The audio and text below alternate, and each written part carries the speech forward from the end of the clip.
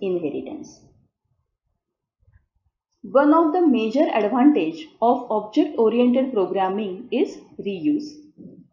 Inheritance is one of the mechanisms to achieve the same. Inheritance allows programmer to create a general class first and then extended it later to more specialized class by using the attributes and methods of general class. Newly formed class are called child class. The classes that child classes are derived from are called parent or base class. So you can use the child class or derived class, or you can call parent class or base class.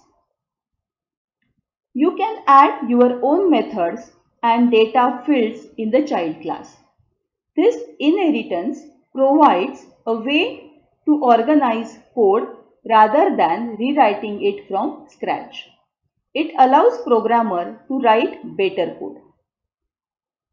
When class X extends class Y, then Y is called parent class, superclass, base class, and X is called subclass, child class, or derived class.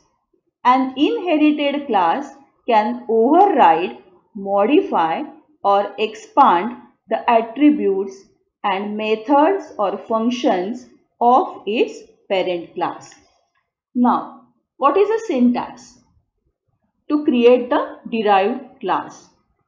First, class is equal to class base class, body of base class, class derived class in bracket name of the base class, body of derived class. Now, class is a person. So, person class, in previous video we saw the class will be started with the keyword class, and class name, the first letter of the class name should be start with capital letter. So, class person, there is a init method which is the first method. So, def init self, self is a keyword, by default keyword we use, self, name and age. So, self.name is equal to name, self.age is equal to age. Then there is another method called as a print data. So, def print data self, self.name and self.age. So, it will print the name and age. Now, there is another class, class student, and in bracket the name of the derived class, name of the base class. So, it is a person. So, you can use the name of the base class, or we can say that super class, or we can say that it is a parent class. So, person is a super class, or we can say parent class, or we can say it is a base class. Then this is the empty class. In last video, we saw that there is a class name, and we use the pass keyword for the empty classes. Now, this is the class student, person and pass. Student stud is my object is equal to student. Name of the student is Rita and age is 27. Stud.print data, it will print the information about the Rita. See output of this. Now it will print the Rita and 27. So my derived class is an empty class. I am assigning the stud class with the student. I am using or I am reusing the name attribute and age attribute of my derived class or my parent class. So there is no need to use again. And this is the example how we can reuse the attributes. There is another example. Now in this example, instead of student is a empty class, I have assigned the init method to the student, name and age. So person dot init. Now this init method I am taking from the base class, that is a person. So person dot init self, name and age. When I execute it, the output will be the same, Rita and 27. So either I can use the pass keyword, or I can use, there is a one main method, that is a init, and in the init method I use the word keyword as a super. Now I will explain it later what is the super keyword. Similarly, we can add attribute to the child class. Okay, before that we will see what is a super. Super function that will make the child class inherit all the methods and attributes from its parent. So properties as well as methods from its parents. You can gain access to inherited methods that have been overwritten in a class object. You do not have to use the name of the parent element. It will automatically inherit the methods and properties from its parent. Now, here I can use the person word also. But instead of person, I can use the function or method super. So there is no need to remember always who is the base class for the child class or derived class. So if I use the super, it automatically takes the attributes and methods from the base class. Now we will go to the add attribute to the child class. So this is my class person as it is, name, age, print data method, and there is a super.init, and I am adding extra property or extra attribute which is the roll number. So self.roll number is equal to 511107. Now same I use the student. I am only taking the student Rita and 27, and it will print the student name stud.roll number.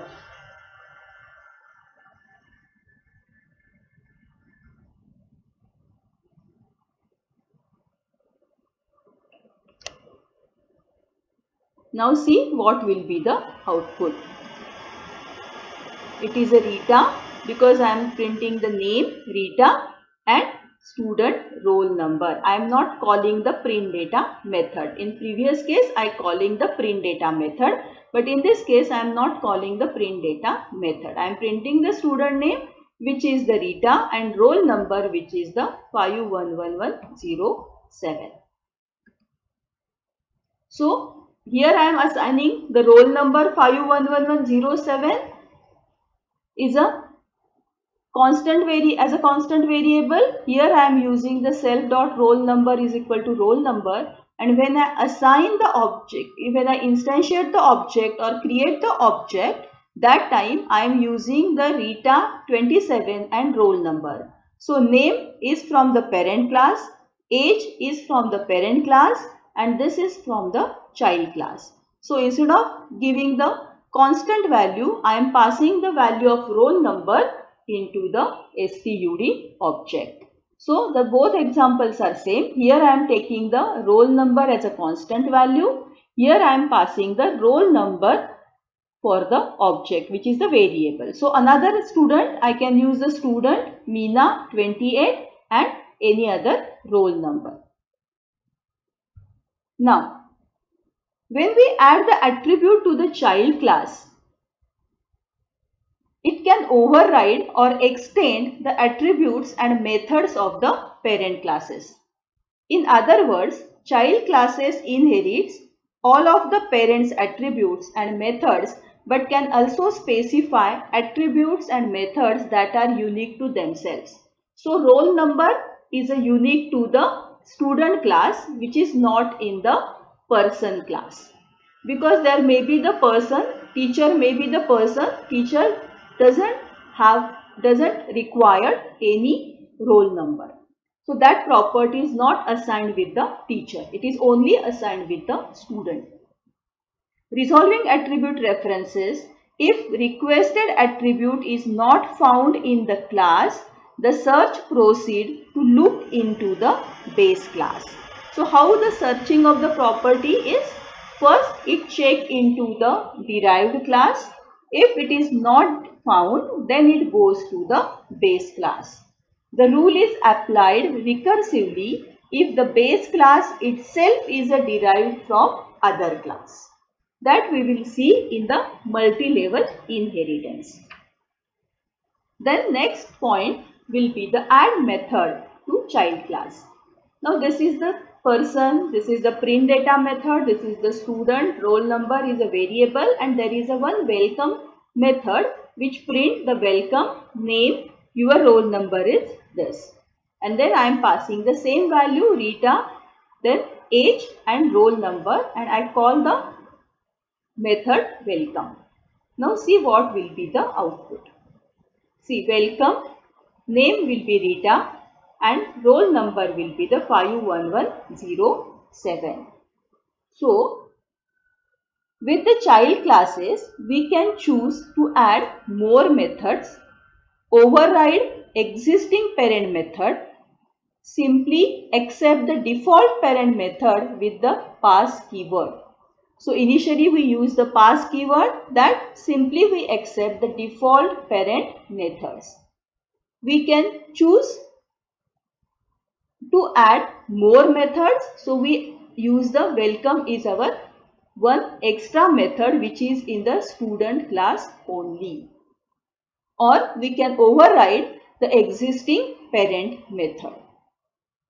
Besides methods available in the superclass, a subclass often needs additional methods with additional functionalities which do not exist in the superclass. Functions or methods in the subclass take precedence over methods in the superclass.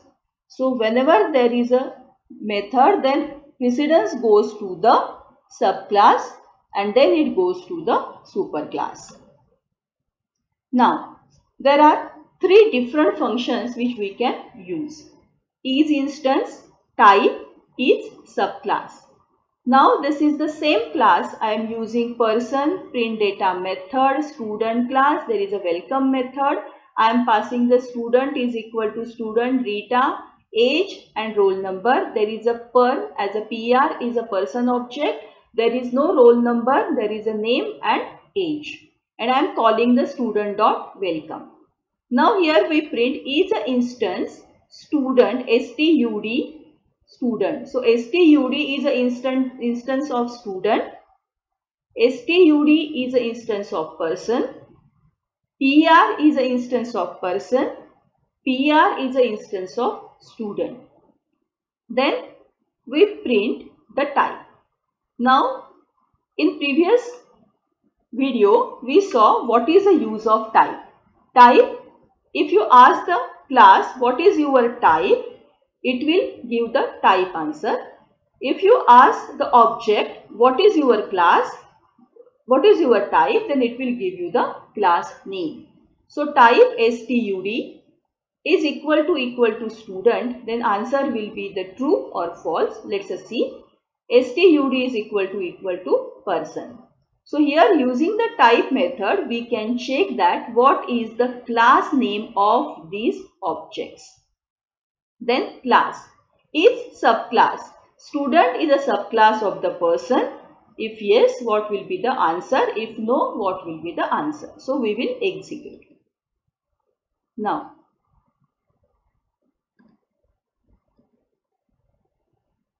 see here we call the welcome method. So welcome Rita, roll number.